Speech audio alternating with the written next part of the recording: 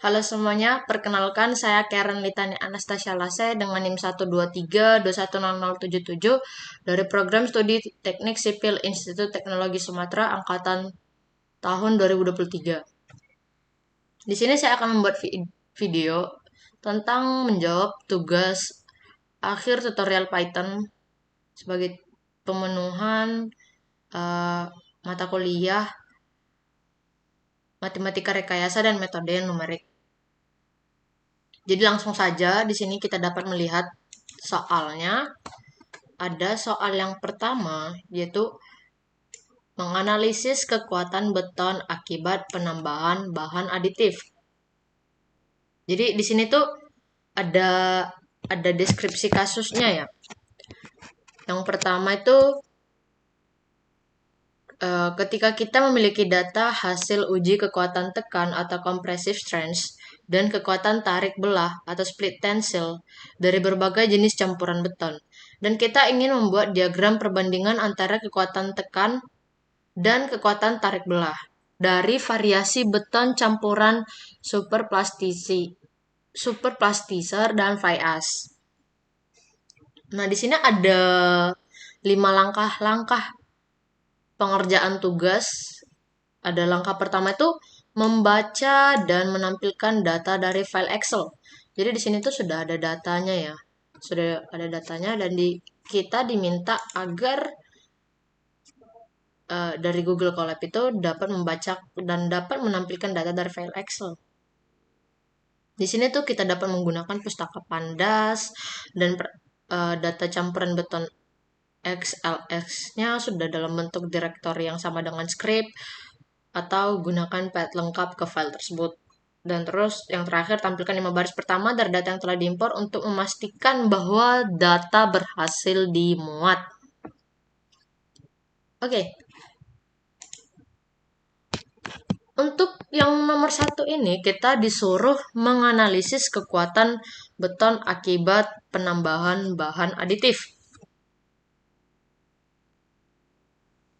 Nah, di nomor 1 ini kita dikasih Excel ya, berisi data hasil uji tekan compressive strength dan kekuatan tarik belah atau split tensile dari berbagai jenis campuran beton. Dan di sini juga kita akan membuat nanti yang namanya diagram perbandingan antara kekuatan tekan compressive strength dan kekuatan tarik belah atau split tensile dari variasi beton campuran superplastiser dan Vias. Jadi di sini kita yang pada tugas pertama itu kita harus menampilkan data yang dikasih menggunakan pustaka Pandas. Nah, pustaka Pandas ini berguna untuk memuat file. Di sini sudah saya impor ya. Pustaka Pandasnya di sini berguna untuk memuat file. Jadi ini bisa dialiaskan, alias atau jadi PD gitu kan. Nah, biar nggak ribet gitu nyebutnya. Nah, di sini saya mau memanggil filenya menggunakan upload file. Di sini tuh bisa ya. Di sini tuh upload file ini. Ini file. Kemudian ini upload file. Jadi ada upload filenya. Tadi udah saya upload di sini.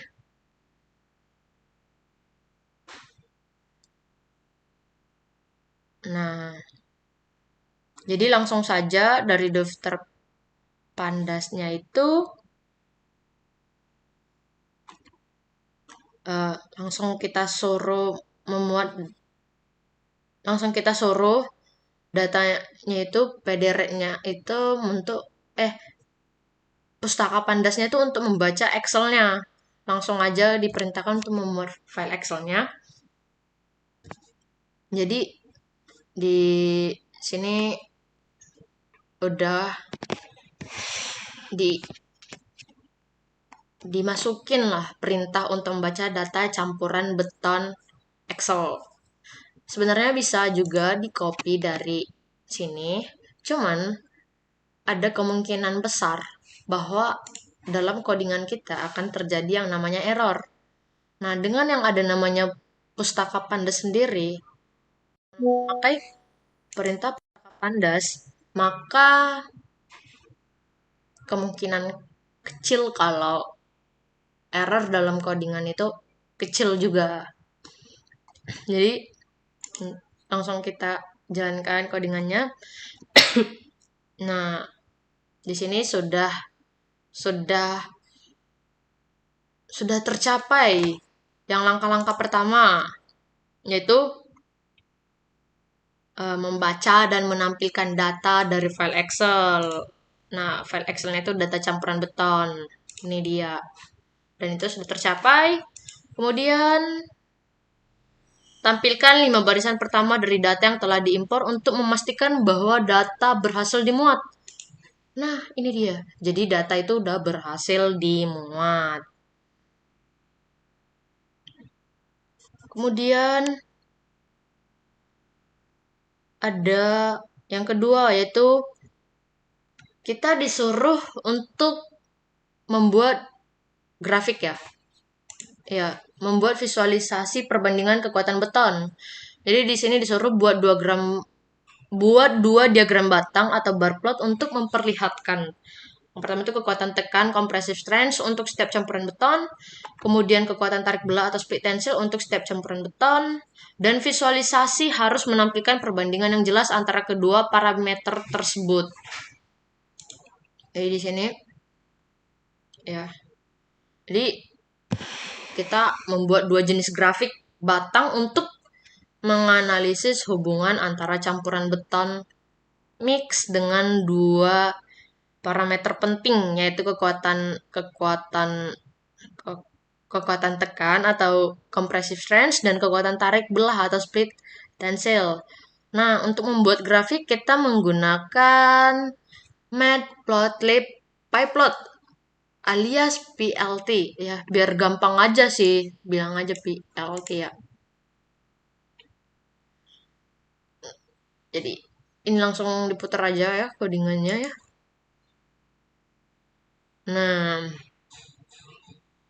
jadi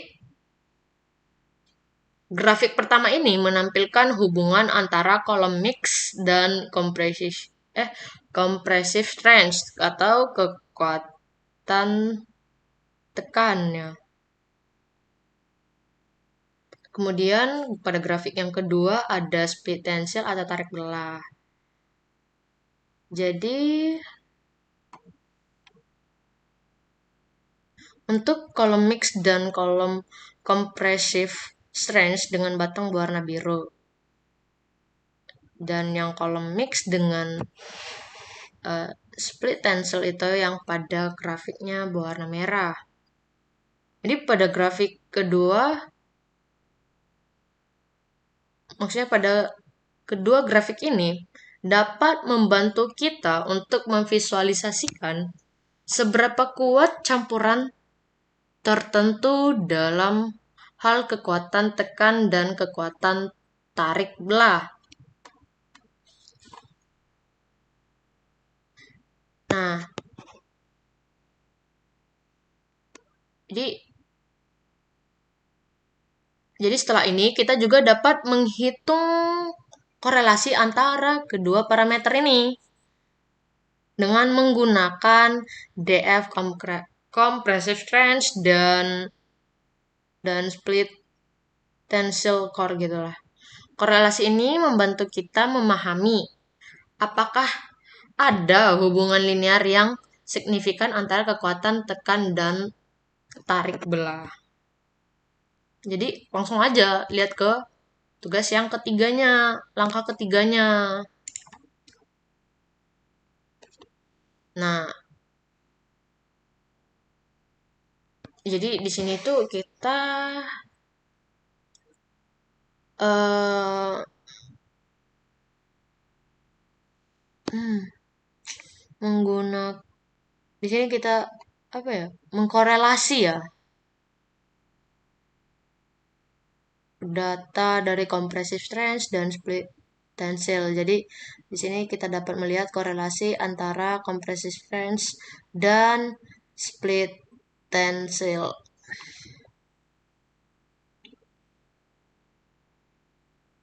Kemudian yang kita ini dapat melakukan regresi linear untuk menganalisis hubungan antara kekuatan tekan sebagai kalau kekuatan tekan itu sebagai variabel independen dan tarik belah itu sebagai variabel dependent independent independen dan dependen ya. Jadi model regresi linear ini dilatih dengan linear regression dari model ini Skillern-nya bacanya itu. Nah,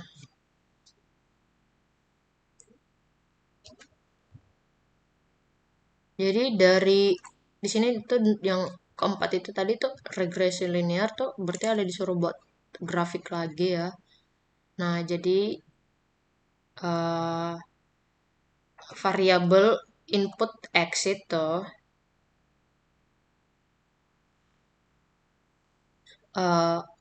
diambil dari kolom compressive strength, sementara variabel target yaitu diambil dari kolom split tensile.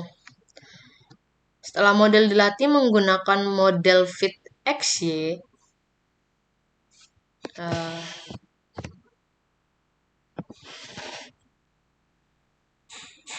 kita melakukan prediksi nilai split tensile berdasarkan nilai compressive strength dengan model predict X.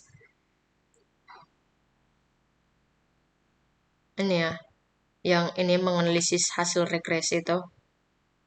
Yang gabungan dari nomor yang keempat ini. Jadi nomor 5 itu 1. Jadi hasilnya itu divisualisasikan dengan plot scatter untuk data hasil dan garis merah yang mewakili prediksi dari model. Akhirnya koefisien regresi yang menunjukkan seberapa besar perubahan pada split tensile setiap kali compressive strength-nya berubah dan intercapnya yaitu titik potong garis dengan sumbu Y dihitung dengan dan ditampilkan koefisien pada interpack ini dan ditampilkan. Jadi koefisien nih. Koefisien dan interpack ini memberi kita gambaran mengenai bagaimana kedua parameter tersebut saling berkaitan secara matematis. Jadi yang ini tuh saling berkaitan gitu. Kemudian kita masuk pada soal yang kedua yaitu analisis volume lalu lintas.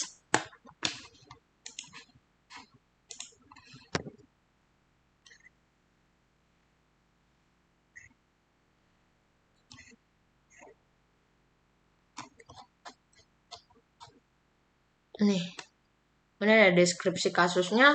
Anda ingin menganalisis volume lalu lintas pada suatu jalan tertentu berdasarkan data jumlah kendaraan yang lewat pada interval waktu tertentu. Data ini mencakup jumlah sepeda motor, mobil, dan kendaraan besar yang lewat setiap 15 menit.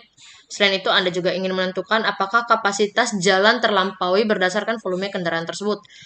Nah, ada langkah-langkahnya juga. Nih. Jadi kita langsung aja masuk ke codingannya. Jadi pada soal ini kita memiliki fungsi utama untuk menghitung volume kendaraan rata-rata yang setara atau EMP ya, EMP gitu. Equivalent Motor Car Unit. Berdasarkan data lalu lintas kendaraan baik yang dimasukkan secara manual maupun secara file Excel. Jadi dalam data ini bisa dimasukin secara manual dan secara file Excel gitu. Jadi soal ini juga dapat memberikan visualisasi dan dari melalui berbagai grafik dan menghitung kapasitas jalan berdasarkan panjang dan lebar jalan yang diberikan.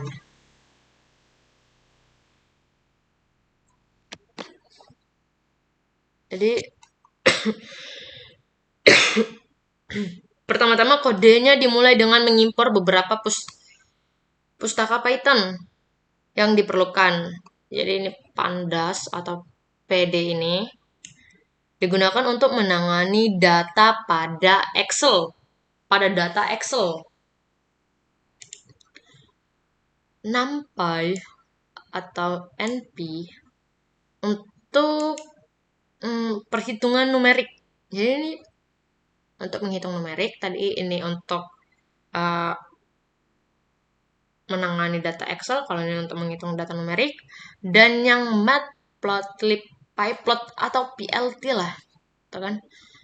Nah itu untuk membuat grafik. Nah ini file dari Google Colab itu digunakan untuk mengunggah file dari sistem lokal ke Google Colab. Fungsi utama. Jadi fungsi utama ini nih. Jadi ada fungsi utamanya yaitu main yang menampilkan menu pilihan kepada kita untuk memasukkan data secara manual atau data dari file Excel.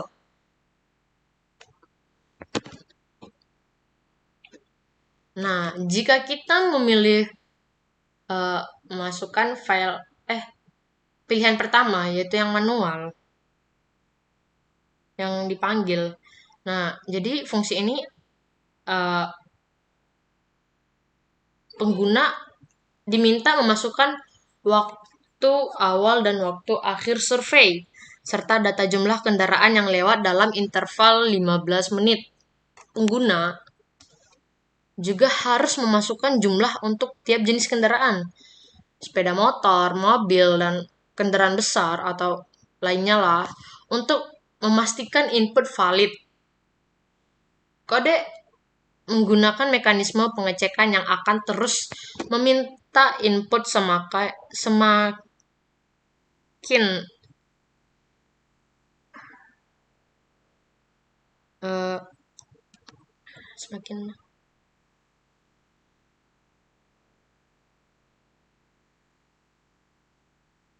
sampai pengguna memasukkan bilangan bulat non-negatif. Selain data kendaraan, pengguna juga harus memasukkan panjang dan lebar jalan yang digunakan dalam survei.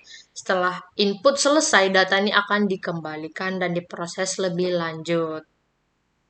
Nah, jika kita memilih opsi kedua, yaitu fungsi Excel yang dijalankan.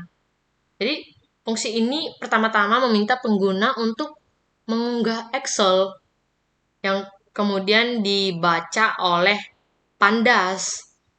Nah, setelah file diunggah, kodenya itu akan menyaring kolom yang relevan dan menampilkan daftar kolom tersebut untuk memudahkan pengguna memilih nama kolom yang sesuai untuk sepeda motor, mobil, kendaraan besar, dan lain-lain. Dan interval waktu juga termasuk nama kolom yang dimasukkan oleh pengguna kemudian digunakan untuk mengambil data dari file Excel, sama seperti pada opsi input manual. Pengguna juga diminta memasukkan panjang dan lebar jalan. Jika kolom yang dimasukkan pengguna tidak ditemukan dalam file Excel, program akan menampilkan pesan error.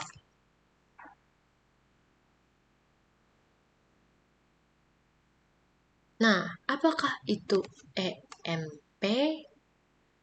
Jadi, EMP itu singkatan dari Equivalency Motorcycle Passenger. Adalah istilah yang digunakan dalam analisis lalu lintas untuk mengukur volume kendaraan yang setara berdasarkan dampak masing-masing jenis kendaraan terhadap kapasitas jalan.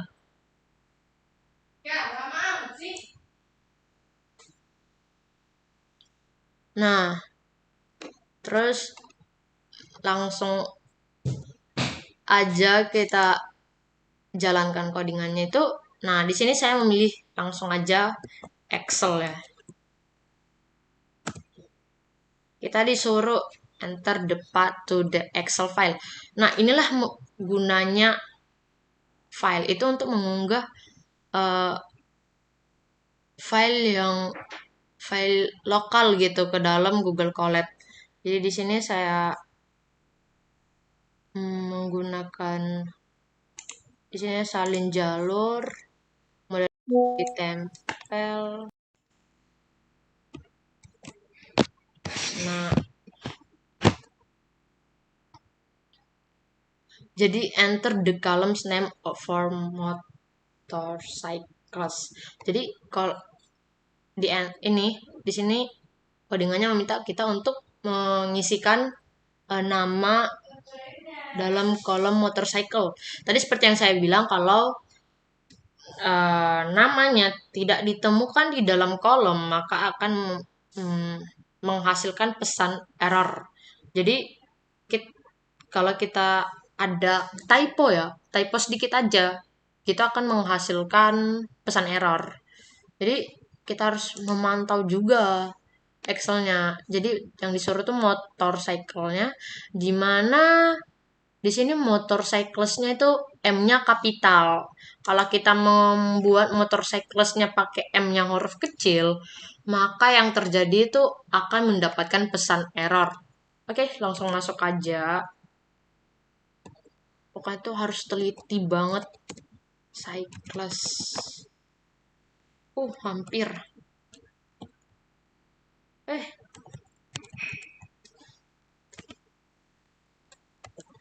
motorcycles. Coba. Oh, kemudian cars. Tadi udah kita lihat.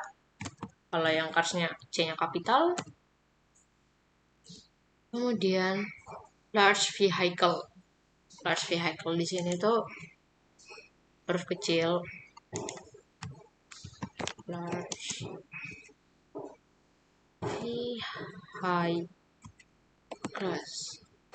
vehicles. First time. Nah, di sini inilah dimana yang manual sama yang Excel itu sama-sama pengguna akan disuruh untuk memasukkan panjang jalan gitu ya, panjang jalannya. Jadi di sini ada 50 ya kita gunain, kemudian 7,5.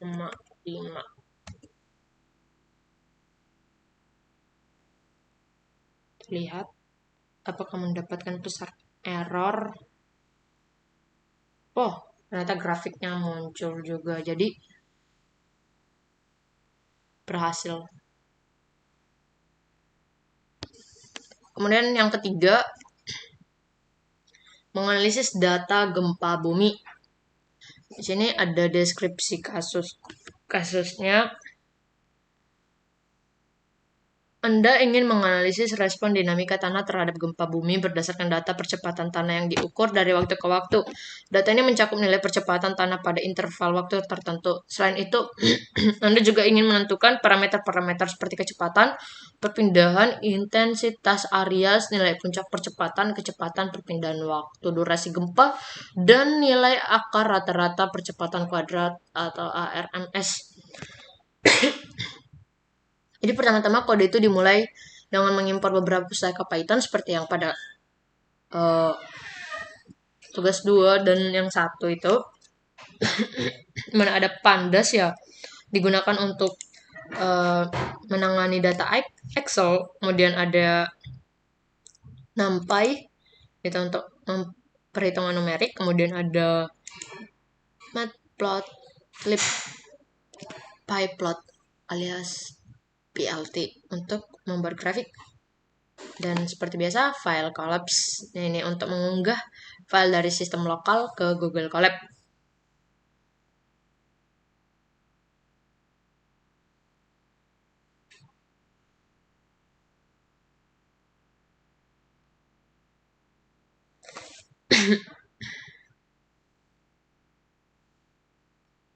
Nah,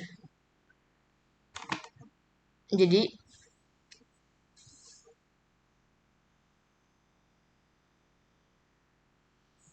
fungsi ini untuk memuat data dari file Excel dan memverifikasi nama kolom.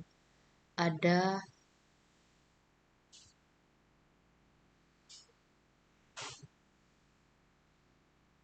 download data, membaca file Excel jadi PDF Excel ini yaitu untuk membaca data dari Excel ya.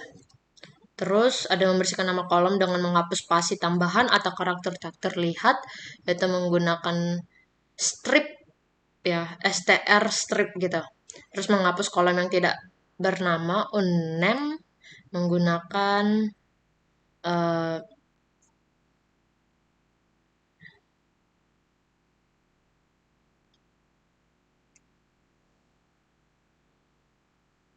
str juga ya, str contains.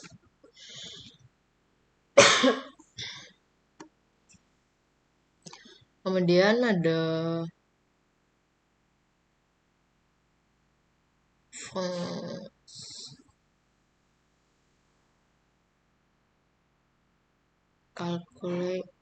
kalkulasi velocity. Fungsi ini untuk menghitung kecepatan dari data percepatan yang diberikan. Karena kecepatan adalah hasil integrasi dari percepatan npCAMSEM. Ini npCAMSEM ya. Digunakan untuk melakukan integrasi numerik atau penjumlahan kumulatif. Kalau npGradient ini untuk perubahan waktu antar data untuk menghitung integral tersebut. Terus fungsi calculus displacement ini menghitung perpindahan dari kecepatan yang telah dihitung sebelumnya. Sama seperti perhitungan kecepatan, perpindahan diperoleh dengan mengintegrasi kecepatan menggunakan penjumlahan kumulatif.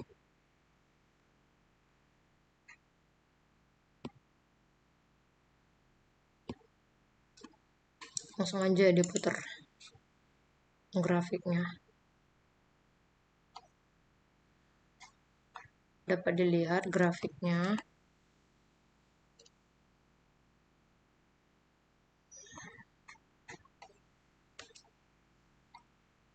Kemudian yang soal keempat, analisis data curah hujan. Deskripsi kasusnya, Anda diminta untuk menganalisis data curah hujan harian selama tahun 2023 untuk memahami pola dan intensitas hujan. Data ini akan digunakan untuk merancang sistem drainase untuk memprediksi kemungkinan bencana terkait curah hujan seperti banjir. Anda perlu menghitung curah hujan rata-rata bulanan dan tahunan, menentukan intensitas hujan maksimum harian, serta mengidentifikasi hari-hari dengan hujan ekstrim. Selain itu, visualisasi data akan dilakukan untuk membantu interpretasi hasil analisis. Jadi seperti sebelumnya, ini untuk pustaka Python-nya ada pandas nanti NPLT ya. Kalau sebut matplotlib, pyplot itu susah amat ya. Jadi di sini tuh kita disuruh untuk menganalisis data curah hujan selama setahun dari tahun 2023 ya. Jadi dari Januari sampai Desember. Nah, pada bagian awal itu tuh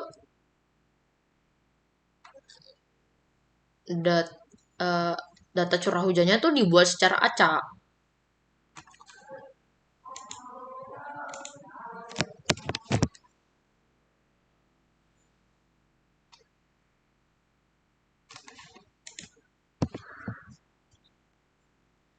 Menggunakan distribusi gamma yang sering digunakan dalam memodelkan data cuaca seperti curah hujan. Fungsi ini menghasilkan dataset simulasi untuk 365 hari. Di mana setiap harinya memiliki curah hujan yang bervariasi dengan rata-rata sekitar 20 mm per hari. Dataset tersebut diatur dalam bentuk data frame tanggal, hujan, dan tanggal diatur sebagai indeks untuk mempermudah analisis berbagai waktu. NP random set 42 itu untuk memastikan hasilnya konsisten setiap kali dijalankan reproducibility. PD date range itu untuk membuat rangkaian tanggal dari 1 Januari 2023 hingga 31 Desember 2023. Terus NP random gamma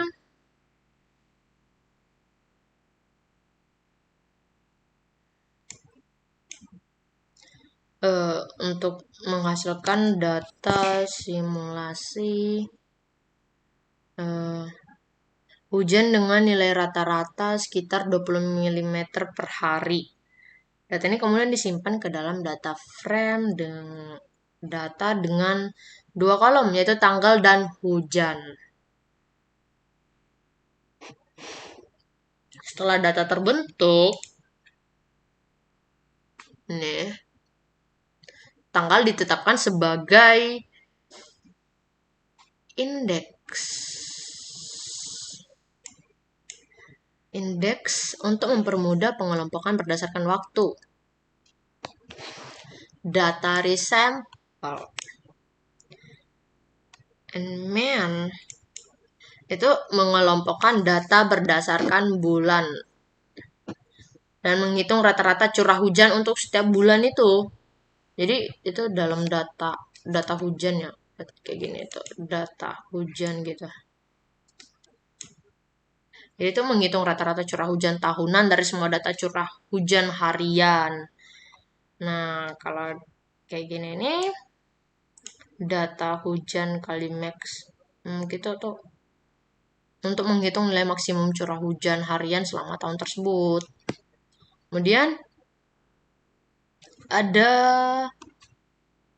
nih data hujan maksimum ini deh.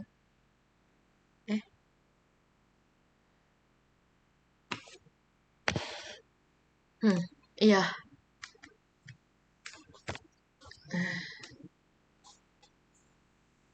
Ini ambang batas. Ya. Itu dimana tuh curah hujan tuh melebihi 50 mm ya.